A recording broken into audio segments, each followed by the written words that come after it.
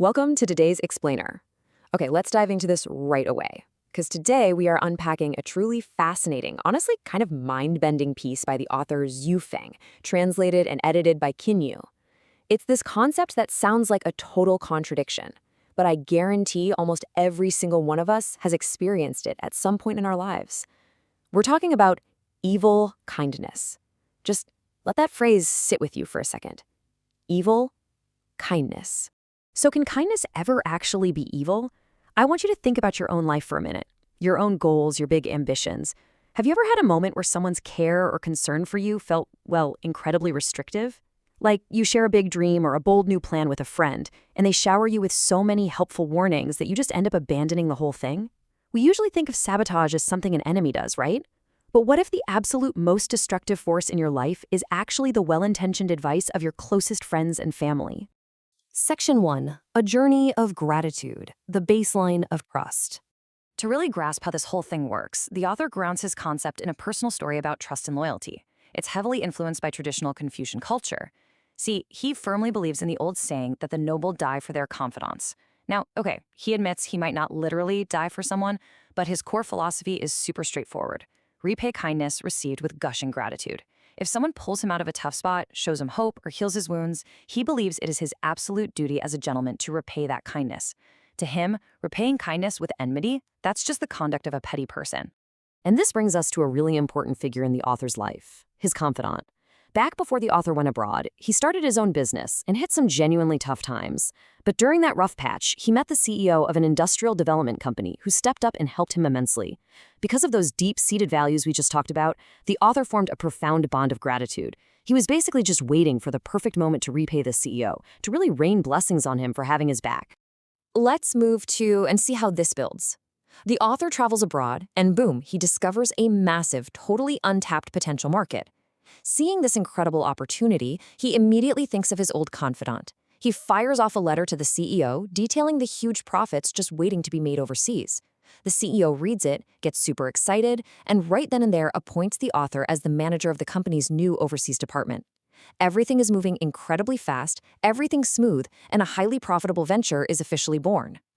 To get the ball rolling and expedite things, the author makes a few totally standard requests to corporate headquarters. He asks to rent an office, set up a telephone or fax machine, and buy a car. As he points out, anyone who's ever run a company overseas knows these are just the absolute bare minimum necessities. You can't run an international operation riding a bicycle to a public payphone, right? These were perfectly logical, everyday business requests. But then, stalled. Just a dead stop. After sending off these simple, essential requests, the author gets absolute radio silence. The CEO just vanishes. No replies, no approvals, literally nothing. So why did a promising, highly profitable venture suddenly halt? I mean, this was an opportunity capable of bringing the CEO immense wealth. It was practically a guaranteed success in a booming market, led by an incredibly loyal confidant. So what in the world happened behind closed doors at headquarters? What could possibly cause a successful CEO to just walk away from millions? Section 2. Sabotaged by Good Intentions. The Whispers of Advisors. When the author finally dug into why the deal fell apart, he found the source of the blockage. And it wasn't a lack of funds, it wasn't some legal red tape, it was the CEO's inner circle, several vice presidents, his spouse, and his caring friends. When they caught wind of the author's request for an office, a phone, and a car, they completely panicked. They cornered the CEO with these totally baseless warnings, saying things like, "Be cautious, do not fall for his tricks. This person is ambitious. He might be a fraud." And this brilliantly illustrates the whole concept, because they took completely legitimate, normal business needs and twisted them into some crazy conspiracy. And they wrapped this sabotage in a very specific, familiar kind of language. They'd whisper, "You must be careful. Always be cautious of others." And then, the absolute kicker. "Allow me to speak frankly. I'm doing this for your own good." Under the guise of protecting the CEO, of showing this kind, loving concern, they entirely suffocated a brilliant opportunity. A venture that could have generated massive wealth just fizzled out, miscarried, and vanished into thin air. All because of kindness. Section 3. Unmasking Evil Kindness, the Definition of a Paradox. This brings us right to the core of today's explainer. How exactly does the author define this phenomenon? So, the crucial point is that evil kindness is advice that always wears the perfect disguise.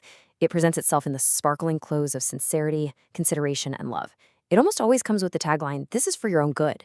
Yet, the actual function of this behavior is to consistently set invisible obstacles in the way of others' development.